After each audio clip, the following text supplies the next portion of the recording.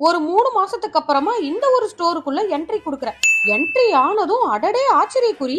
என்ன என்ன ஐட்டங்களும் ஏதாவது ஒரு செலிப்ரேஷன், ஏதாவது ஒரு ஃபெஸ்டிவல்னா போதும், இங்க இருக்கிற ஸ்டோர்ஸ் எல்லாம் கோலாகலமா கொண்டாட ஆரம்பிச்சுருவாய்ங்க. அந்த வகையில் இது வேற பிப்ரவரி மந்த், வேலண்டைன்ஸ் டே மந்த்தா சொல்லவா வேணும்? எல்லாமே வேலண்டைன்ஸ் டே தீம்ல தான்.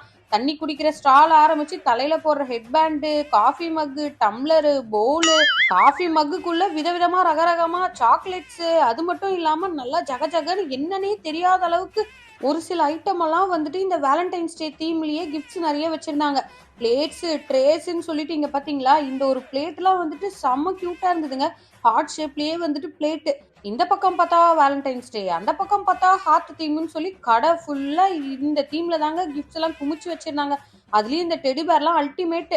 எனக்கு பிடிச்ச பிங்க் கலர் டெடி பேர் பின்னாடி இருந்துச்சா, அவனை தூக்கி முன்னாடி உட்கார வச்சுட்டு கடையை சுத்தி அந்த பக்கமா ஒரு ரவுண்டு வந்தா ஃபுல்லா சாக்லேட்ஸ், மறுபடியும் ஹார்ட் தீம்லயே எல்லா பிராண்ட் சாக்லேட்டையும் வந்துட்டு வேலண்டைன்ஸ் டே தீம்லயே பண்ணி வச்சிருந்தாங்க. சுமார் 1 மணி நேரம் ஆணும் வாயை பொளந்து இந்த கடையை சுத்தி வேடிக்கை பார்த்து முடிச்சதுக்கு அப்புறம் தான் ஞாபகம் வருது, நம்ம இன்னைக்கு இந்த கடைக்கு வந்தது காய்கறி வாங்குறதுக்கு அப்படின்னு.